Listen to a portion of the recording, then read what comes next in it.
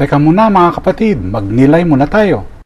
Alam mo ba na si San Gregorio na dakila ay minsang nagsulat tungkol sa isang kaluluwang nagpakita mula sa purgatorio upang humingi ng panalangin?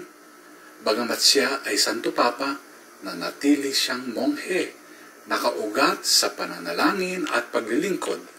Siya rin ay nagpadala kay San Agustin ng Canterbury upang ipalaganap ang mabuting balita sa Inglaterra na naging daan ng pagbabalik loob ng isang buong bansa. Sa Ebanghelyo, pinagaling ni Jesus ang biyenan ni Simon at pagkatapos ay naglibot siya sa iba't ibang nayon, laging nasa misyon. Sa sulat ni San Pablo sa mga taga-Kolosas, ipinagdiriwang niya ang pagpapalaganap ng Ebanghelyo sa pamamagitan ng tapat na paglilingkod at pag-ibig.